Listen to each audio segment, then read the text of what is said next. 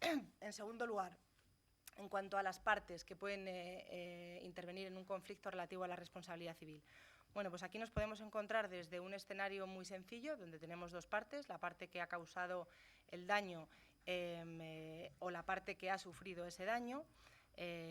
Por ejemplo, un cliente que entra un paciente que entra en una clínica, la clínica tiene una gotera en el techo que está mojando el suelo, resbala y se cae y se fractura la pierna.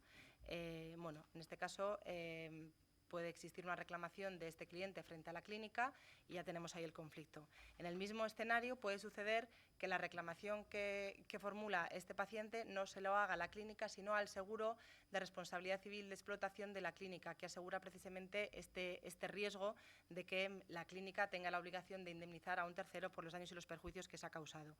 En este caso nos encontramos con lo que se llama, y todos lo sabréis, los abogados por lo menos, es la acción directa que está prevista en la Ley de Contrato de Seguro, en el artículo 76, y que permite que el perjudicado ejercite directamente su acción frente a la compañía de seguros.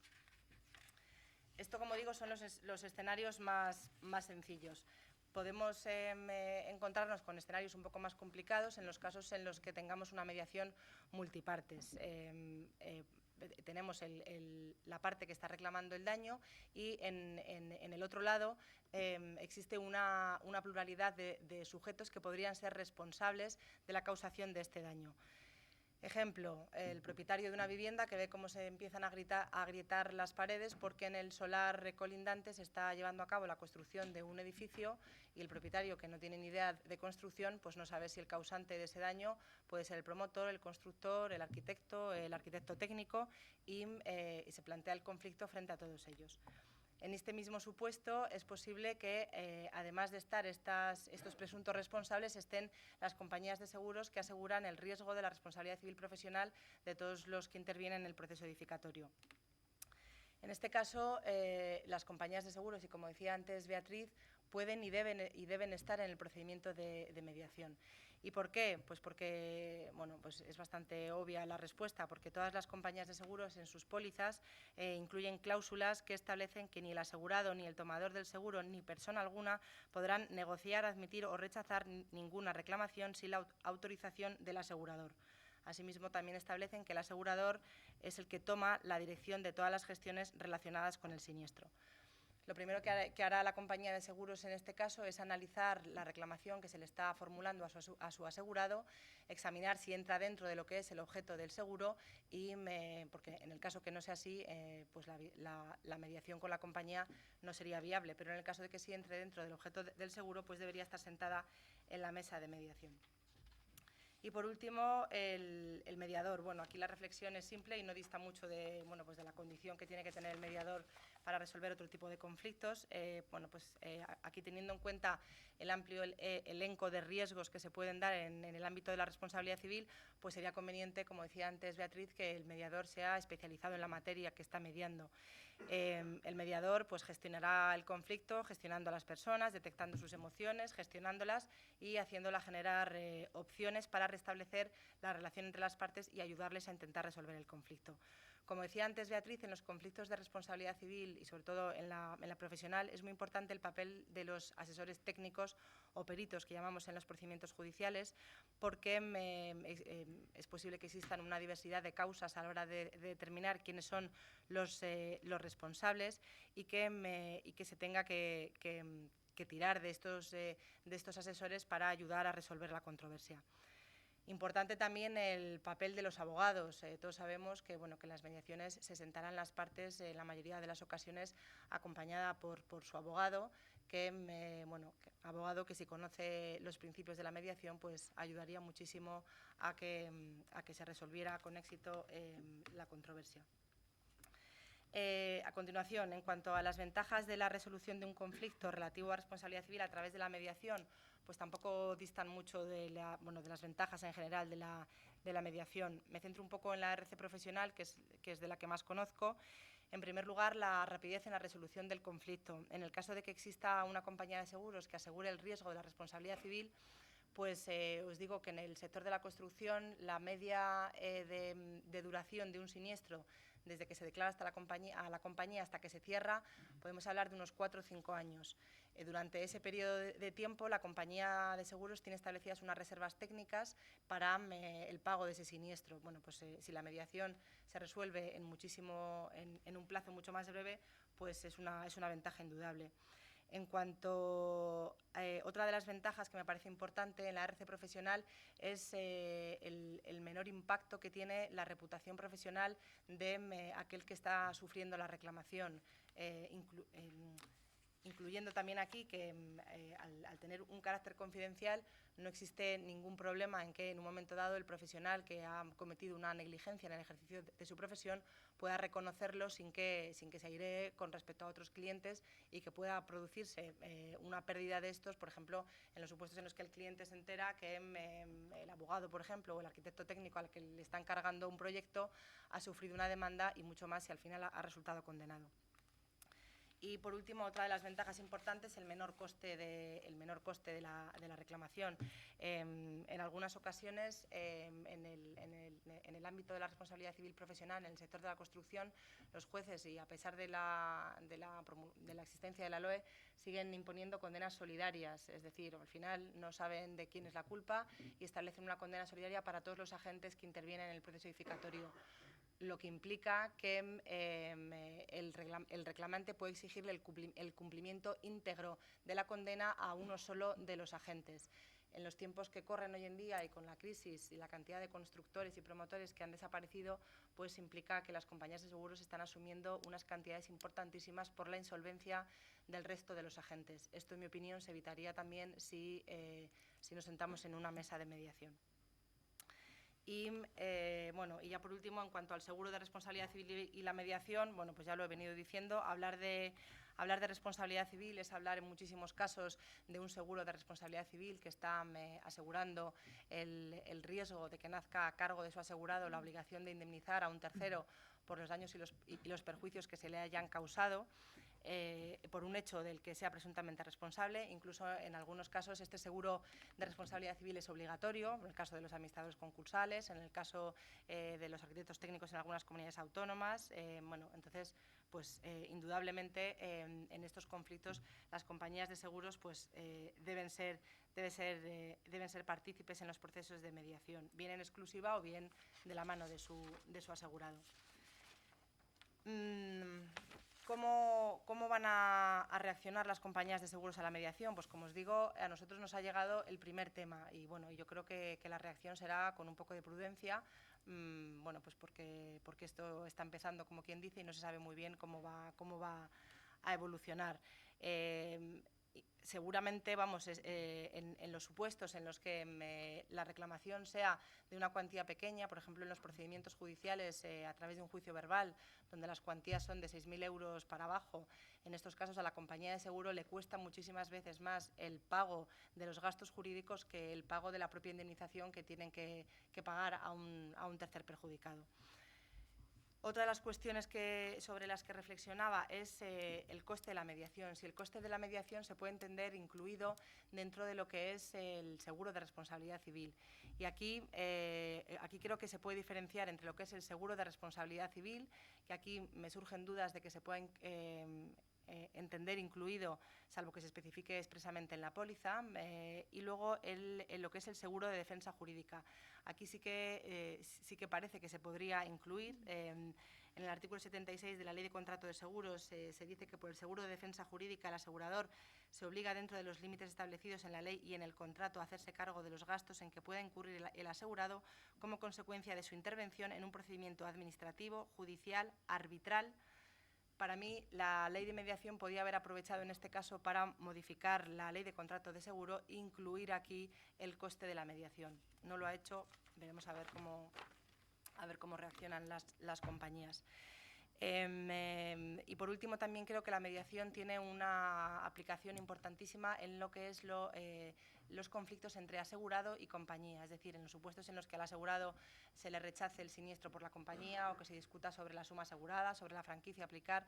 Ahí creo que también que sería un ámbito importante para aplicar la mediación, aunque una vez más la ley de mediación podía también haber aprovechado para incluir esto en la ley de contrato seguro cuando se dice o se establece el arbitraje como un mecanismo adecuado para resolver los conflictos entre el asegurado y su compañía, y en mi opinión también podía haber aprovechado para meter aquí la mediación.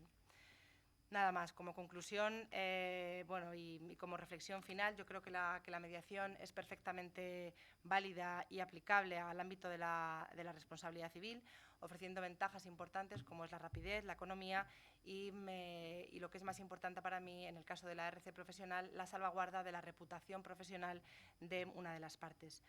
Estas jornadas creo que son fundamentales para concienciar y para divulgar la mediación, y lo que me encantaría es que dentro de no mucho tiempo, pues en lugar de contaros estas reflexiones, os pueda contar las conclusiones de todas las mediaciones que hayan llegado en este sector. Nada más, muchas gracias. Muchas gracias, Elena. Bueno, pues a mí me parece todo muy interesante.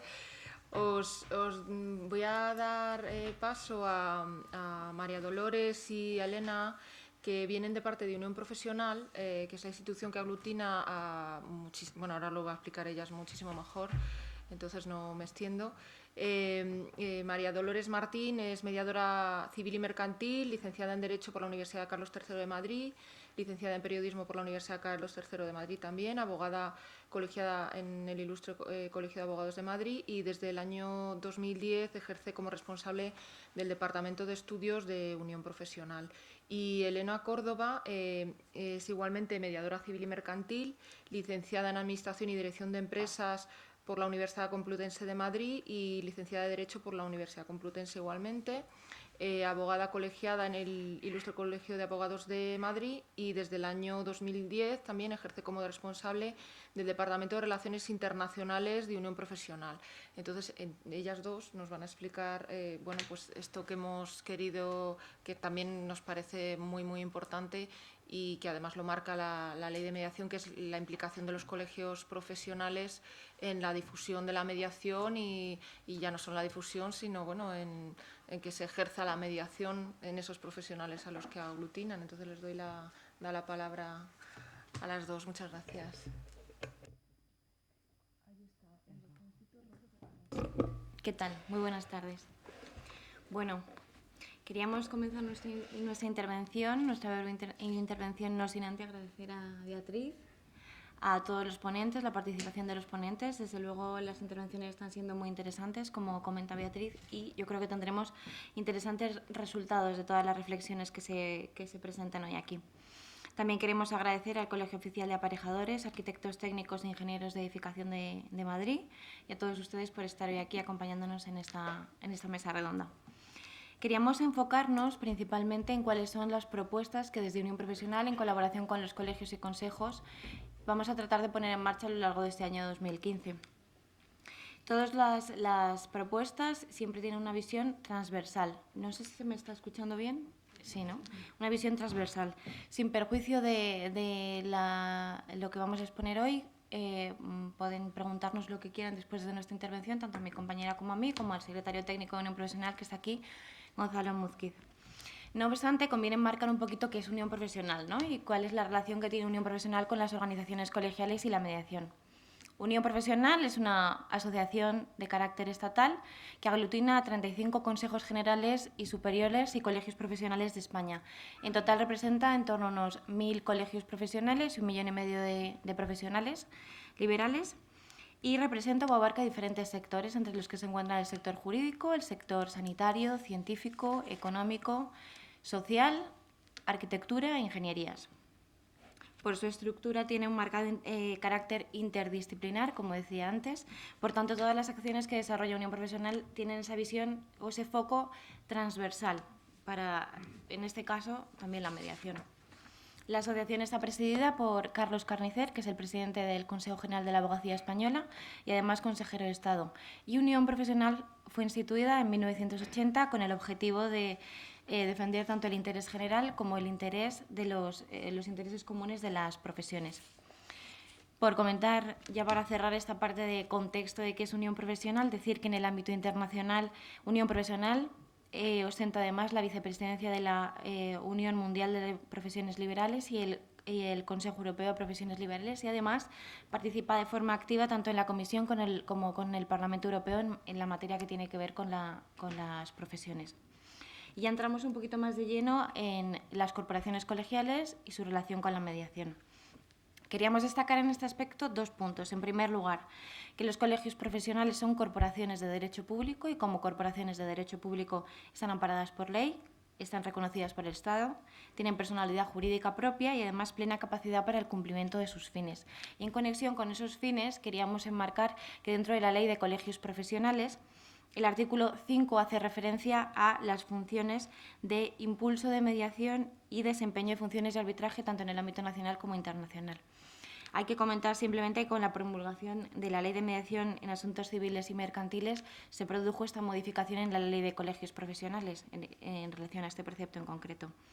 Centrándonos en la mediación, ya que el arbitraje bien podría ser materia de otra mesa, destacar que no se trata solamente de las atribuciones que da la ley a las organizaciones colegiales, sino que también forma parte de su propia esencia como organizaciones colegiales. Está vinculada a contribuir al interés general. Esencia clara de estas organizaciones. Además, se puede decir que dentro de este sector, de este subsector, los posibles conflictos que pudieran surgir entre los distintos órganos colegiales también podrían solucionarse a través de esta vía alternativa de solución de conflictos, como es la mediación.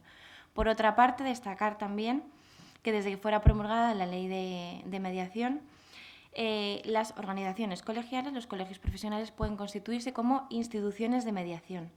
Hace mención específica la ley en el artículo 5, pero también hace mención a lo largo de toda la ley. Concretamente, queríamos destacar el artículo 14, que hace referencia a la responsabilidad subsidiaria de las instituciones de mediación en caso de que existiera una mala praxis por parte del mediador, y también en relación a la responsabilidad en la designación de los mismos.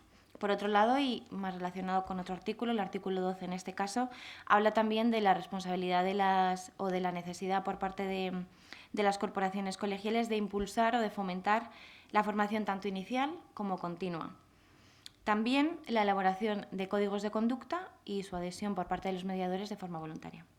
Por tanto, consideramos que las instituciones de mediación se enfrentan a interesantes retos en su quehacer diario. Entre ellos destaca contar con mediadores suficientemente preparados, impulsar la mediación, atender unas determinadas normas de conducta, actuar con absoluta transparencia. En definitiva, prestar un buen servicio y un completo servicio a las partes que estén interesadas en la mediación. Queríamos traer además algunos ejemplos de acciones ya desarrolladas en el ámbito de los distintos consejos o miembros de unión profesional que ya han sido desarrollados. Simplemente traemos algunos ejemplos. Por ejemplo, en enero del 2014, el Consejo General de la Ingeniería Técnica Industrial se constituyó como institución de mediación, conocida como INMEIN, y actualmente cuenta con en torno a unos 400 profesionales registrados especializados en conflictos civiles y mercantiles.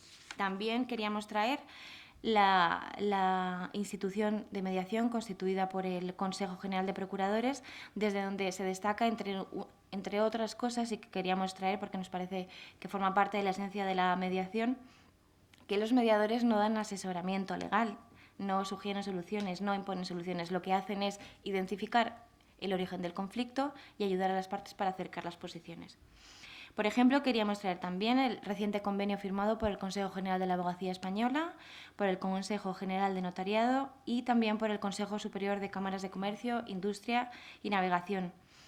A raíz de este convenio, lo que pretenden es impulsar una colaboración entre distintas instituciones, tanto públicas como privadas, sin ánimo de lucro, en el desarrollo de actividades encaminadas a potenciar el uso de estos procedimientos como un método para reducir los tiempos y que sea más económico la resolución.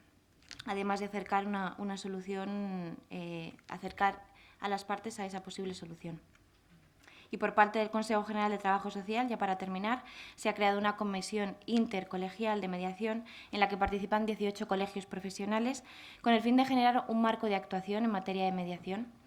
Trabajarán, entre otras cosas, y están trabajando ya, en establecer acuerdos para realizar prácticas entre diferentes instituciones, que puedan realizar mediadores prácticas en distintas instituciones y promover así la organización también de eventos que aglutinen tanto entidades como asociaciones interesadas en la mediación a fin de establecer vías o canales de comunicación comunes. Sin perjuicio de los ejemplos mencionados, decir únicamente que dentro del marco de Unión Profesional y de nuestros miembros ya se vienen desarrollando diferentes acciones por parte de los distintos miembros. Y para terminar, simplemente decir que muchas gracias y paso la palabra a mi compañera Elena, que os va a contar o os va a avanzar las principales acciones para el 2015 en el marco de Unión Profesional. Gracias. Bueno, muchas gracias, Dolores, y reitero primero de todo los agradecimientos de mi compañera, porque es un honor, es un placer estar aquí esta tarde con todos vosotros. Quienes nos relacionamos con el mundo de la mediación tendemos muchas veces a lamentarnos de que queda tanto camino por recorrer en España para alcanzar una cultura de la mediación, una cultura profesional de la mediación. Pero debo decir que a la vez que quede tanto camino por hacer puede incluso resultar algo gratificante, ¿no? El saber que, bueno, que poco a poco lo vamos haciendo y espero en que lo vamos haciendo bien. En Unión Profesional venimos analizando, venimos estudiando el papel de las corporaciones profesionales en materia de mediación. Y cuanto más nos vamos adentrando en esta materia, más ideas van viniendo a nuestra cabeza, más proyectos van surgiendo, más ideas de proyecto. No queremos traer aquí esta tarde toda esa locura de ideas que a veces nos vienen, sino que nos vamos a centrar en dos de ellas que consideramos que responden a la esencia de las corporaciones profesionales. Son las que se refieren a la deontología por un lado y a la formación por otro, para explicaros cómo desde Unión Profesional queremos trabajar con estos campos. Primero de todo, sobre la conducta o la deontología, tenemos que hacer referencia al artículo 12 de la Ley de Mediación, en el que voy a citar textualmente. Se dice que el Ministerio de Justicia y las administraciones públicas competentes, en colaboración con las instituciones de mediación, fomentarán y requerirán la adecuada formación inicial y continua de los mediadores, la elaboración de códigos de conducta voluntarios, así como la adhesión de aquellos y de las instituciones de mediación a tales códigos.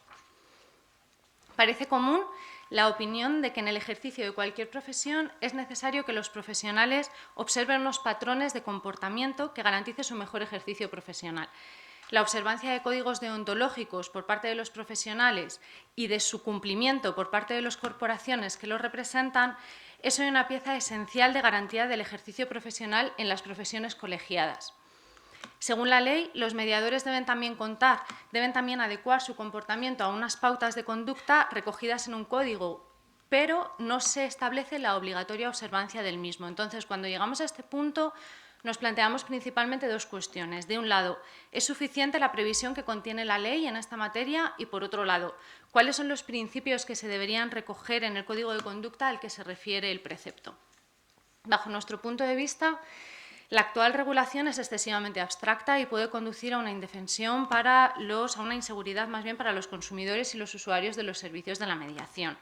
Además, no debemos confundir en ningún caso la deontología que le es aplicable a un profesional en el ejercicio de su profesión con la deontología o las pautas de conducta que le deban ser de aplicación en su labor como mediador. Por mucho que éstas puedan coincidir, pueden incluso a veces ser las mismas o puedan tener mucha relación.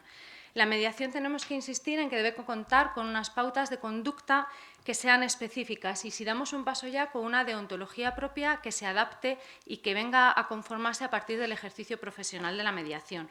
Unas mismas pautas de conducta, una misma deontología para todos los mediadores, independientemente de en qué registro estén o independientemente de la institución a la que estén adscritos. Entonces, para analizar este asunto, desde Unión Profesional tenemos la idea de generar un grupo de trabajo, de crear un grupo de trabajo en el que habrá representación, por supuesto, de todos nuestros miembros, pero también por representantes de la Cátedra de Ética de la Empresa y de las Profesiones de la Universidad Carlos III de Madrid, con la que ya tenemos firmado un convenio, y también con otras partes interesadas. La idea que tenemos es que en este grupo se pueda analizar esta cuestión y se alcancen al menos unas bases, unos principios comunes que todo código de conducta deba incluir, teniendo en cuenta, por supuesto, tanto el Código de Conducta Europeo, que ya existe, que todos conocemos, y otras iniciativas que ya se están desarrollando sobre esta misma materia, como es el caso, por ejemplo, de Andalucía y muchas otras. De este modo, aunque no sea de carácter obligatorio para los mediadores, se promoverá una homogeneización del contenido de la formación, del contenido de los códigos de conducta que prevé la ley. Esto sería por un lado. Por otro lado, en lo que respecta a la formación, debemos decir que tanto la Ley de Mediación como el Real Decreto que la desarrolla, el 980-2013, contienen previsiones sobre la formación tanto inicial como continuada de los mediadores. Sí es cierto que el Real Decreto entra algo más en la materia, pero en ambos casos, tanto en la ley como en este Real Decreto, se desarrolla lo que es una parte más, digamos, cuantitativa de la formación, dejándose a un lado o quedando por desarrollar una parte cualitativa de la misma, en el sentido de la calidad formativa en cuanto al contenido. Si queremos que la mediación crezca en nuestro país, creemos que es absolutamente esencial que los mediadores prestemos unos servicios profesionales de calidad, y esto es absolutamente imposible si no hay una formación tanto inicial como continuada que también sea de calidad y que esté basada en unos criterios homogéneos. Creemos que hay muchísimas actuaciones que, si se realizan a nivel conjunto, van a comportar beneficios para todas las instituciones que están comprometidas con la mediación. Nos referimos, por ejemplo, a consensuar contenidos formativos, a compartir espacios donde impartir la formación, a coordinar prácticas profesionales, porque es que esto conllevaría además un elemento de certidumbre para el usuario de los servicios de la mediación, y todo ello va a dotar a este método de resolución alternativa de conflictos de una mayor cohesión, o así lo vemos nosotros. Desde Unión Profesional, por ello, tenemos la previsión de promover durante el año 2015 la realización de talleres formativos en los que los mediadores inscritos en instituciones o centros de mediación colegiales se beneficien de una formación que sea de calidad y que sea de carácter transversal. Son talleres que contribuirían a la formación continua de los mediadores, y en ellos se impartirían materias relacionadas con negociación, con deontología, con responsabilidad civil, con mecanismos alternativos de resolución de conflictos, incluso con prácticas basadas en roleplay que puedan ser organizadas por los consejos profesionales. Todo esto, por supuesto, son ideas, son proyectos que se están debatiendo en la asociación y que tendrán que ser consensuadas dentro de la propia asociación.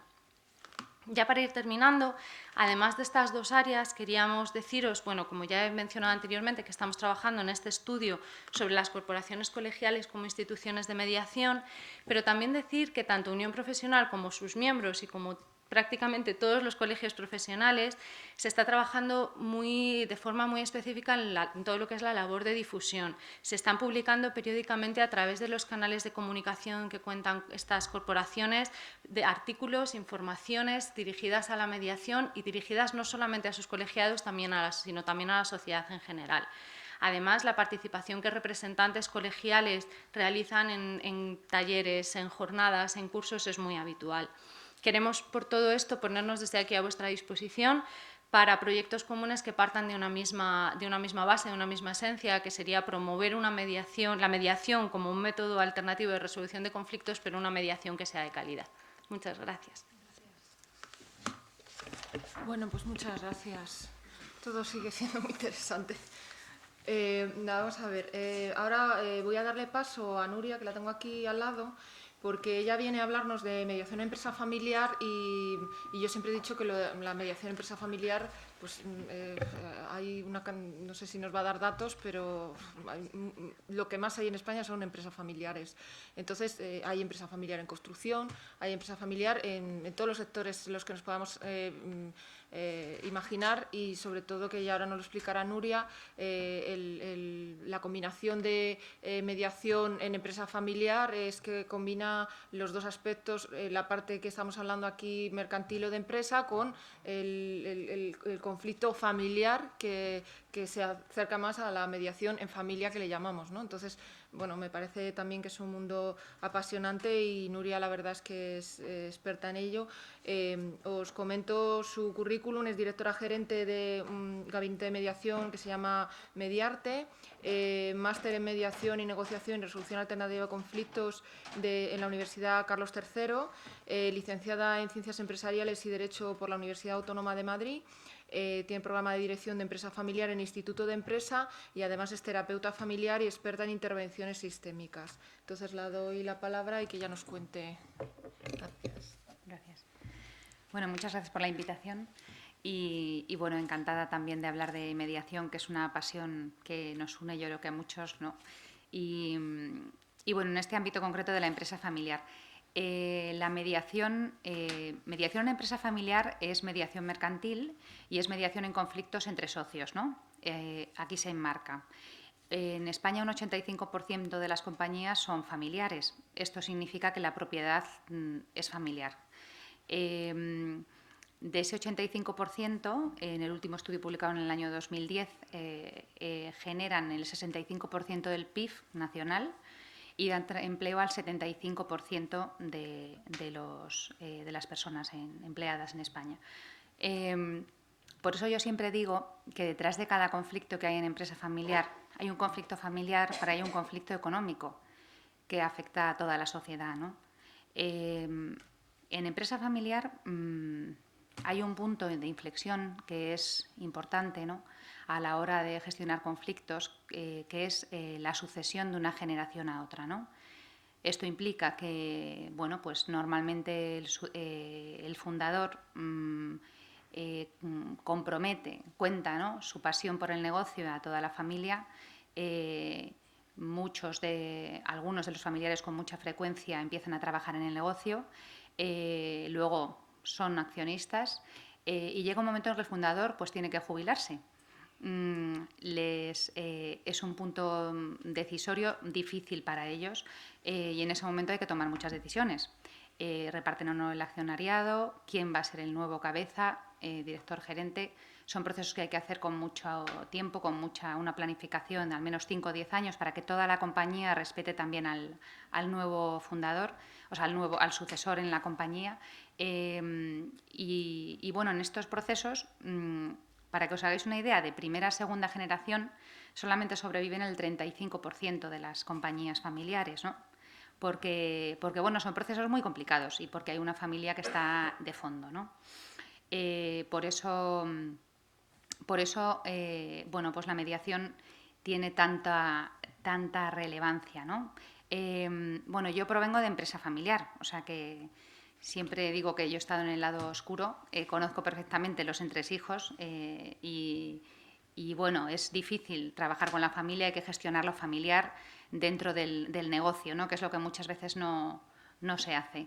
¿Qué nos encontramos en los conflictos que nos encontramos entre socios en empresa familiar? Están marcados fundamentalmente por dos aspectos. Por un lado, la alta emocionalidad, porque al final es una familia la que está de fondo en el medio del conflicto, y por otra parte la multiplicidad de roles. Hablo de multiplicidad de roles porque nos encontramos con que pueden ser, bueno, todos los agentes que hay en el conflicto pueden ser o no familia, pueden ser o no trabajadores de la compañía, o sea, que están en el ámbito de la gestión, y pueden ser o no propietarios de acciones de la compañía. Entonces, como podemos encontrarnos una combinación de 3 diferentes roles, esto hace que haya muchos intereses en juego. Puede haber alguien que es solo familiar, pero que también, además de familiar, sea familiar y gestor. Entonces, oye, tiene interés en que la familia siga unida, pero también tiene interés en cobrar su sueldo y un buen sueldo, ¿no? Pero puede haber un familiar que no trabaja en la compañía y que es accionista. Entonces, a este familiar lo que le interesa es, vale, que haya buena relación familiar, pero también que se repartan dividendos. Bueno, se reparten mucho dividendos, a lo mejor no hay dinero para meterlos en los proyectos, en un proyecto que otro hermano está discutiendo, ¿no? O sea, os pongo este ejemplo para bajar a terreno y que entendáis un poco más qué tipos de conflictos se pueden dar, ¿no? Entonces, está teniendo muy buena acogida la mediación en la empresa familiar en la medida que poco a poco se va conociendo, porque es muy importante el trabajo de difusión. ¿Por qué? Porque son conflictos que son vitales para la compañía y que en la familia acabar en los tribunales no es una opción, porque se rompen las relaciones familiares y porque además la confidencialidad es fundamental para la buena marcha de la compañía y para la familia, ¿no? Hemos visto casos de familias que han salido en prensa y desde luego que no es buen plato, ¿no?, de gusto, pues ver ahí en las noticias que si el hermano no se habla con el otro desde hace un montón de tiempo, ¿no? Entonces es una solución muy adecuada para ellos, ¿no?, porque la mediación ofrece un marco confidencial y un marco en el que también se trabajan las relaciones, ¿no? En la primera parte de la mediación es muy importante ver a quién se invita a la mesa de mediación, porque nos encontramos también con el tema del poder formal e informal. Quiero decir, hay personas como, por ejemplo, la madre, ¿no?, de los hijos o la cónyuge del propietario, ¿no? Bueno, pues que a lo mejor no tiene ningún cargo relevante en la compañía, pero influye mucho en las decisiones, ¿no? Pues esta persona, por supuesto, tiene que ser llamada a la mesa, ¿no? Pero como esto, pues muchos actores. Es muy importante plantearte quién tiene que estar o no dentro de la mediación, ¿no? Y al principio, bueno, pues se trabaja mucho lo que es la relación familiar. Hay, como os dije, muchas emociones, alto voltaje emocional, y eso es importantísimo que se vea contenido y recogido, pues para poder prepararles para la siguiente parte, ¿no?, que es un poco la de la negociación asistida. Entonces, bueno, vuelvo a mi guión para no enrollarme demasiado. ¿Qué es importante? Bueno, también os digo una cosa, hablando de la difusión en la empresa familiar.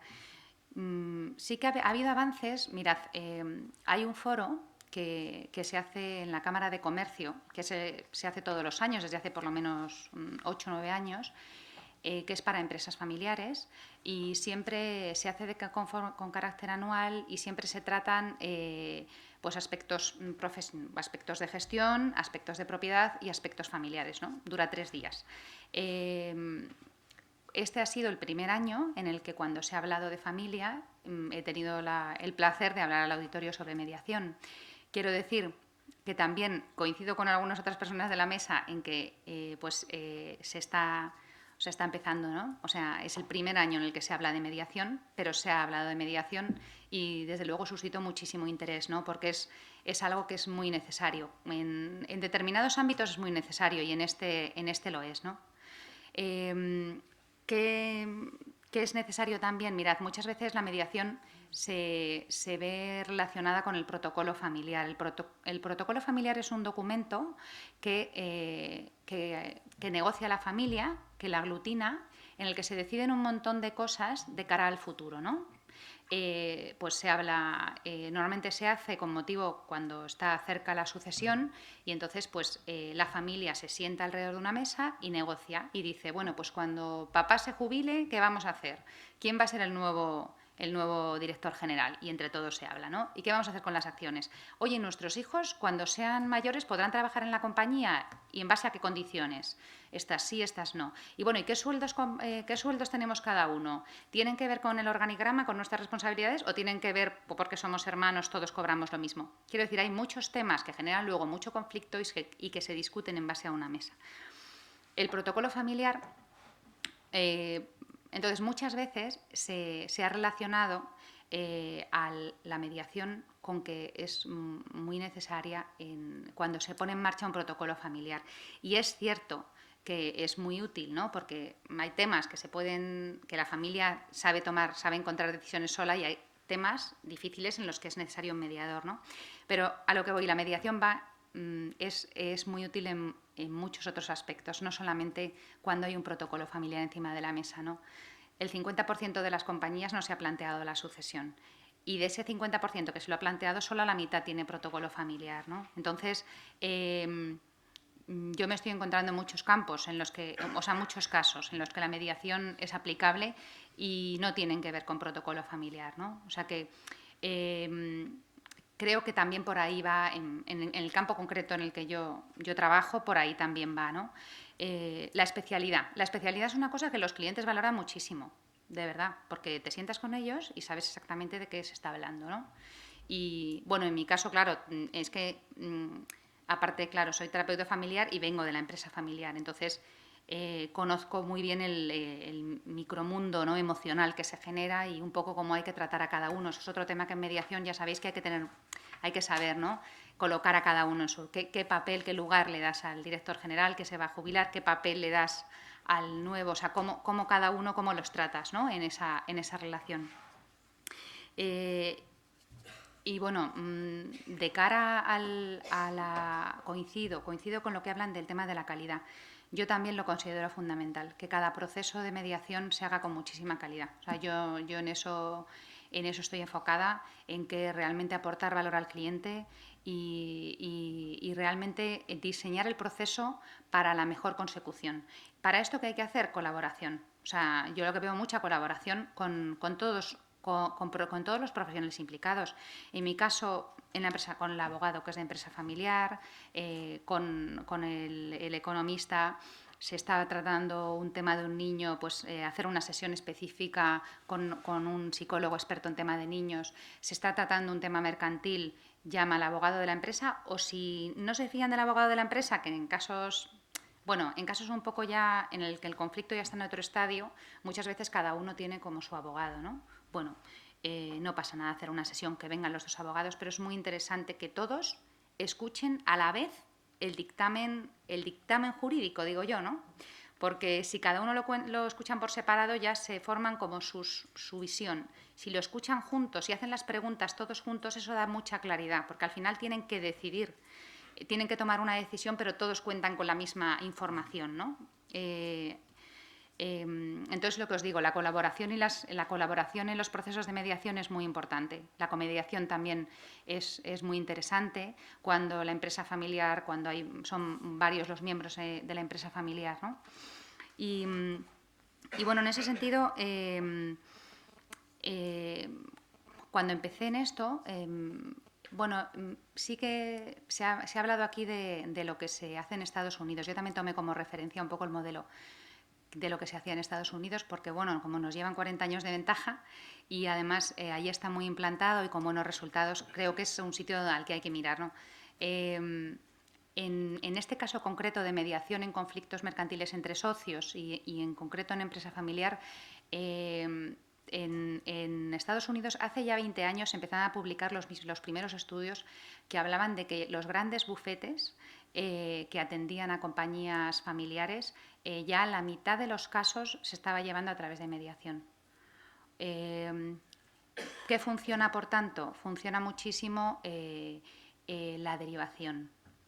Entonces, en este caso, funciona la derivación, y esto hay que explicarlo muy bien también para aquel que tiene un cliente, que yo lo entiendo, ¿no? Para el abogado, para el gestor, que su cliente es la empresa familiar, ¿no?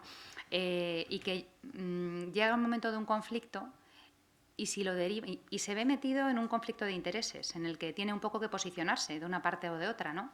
Al final son gente muy de confianza de la casa, ¿no?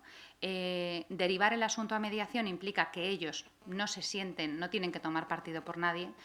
Les estás dando una opción que supone innovación y les estás dando una opción a que resuelvan su tema y en el que solamente se enteren ellos y que además mejoren las relaciones familiares, que es un tema que ellos también valoran muchísimo, ¿no? Por tanto, el modelo de trabajo en mi campo, alianzas, que es un poco por donde yo estoy trabajando, ¿no? Alianzas con despachos profesionales, con abogados.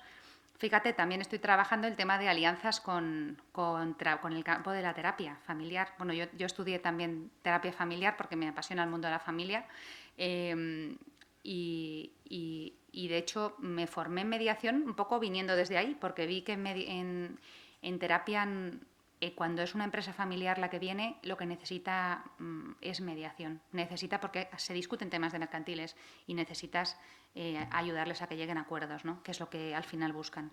Entonces, bueno, yo estoy trabajando por ahí, ¿no? En alianzas también con asociaciones. También coincido en el tema de la calidad en la formación.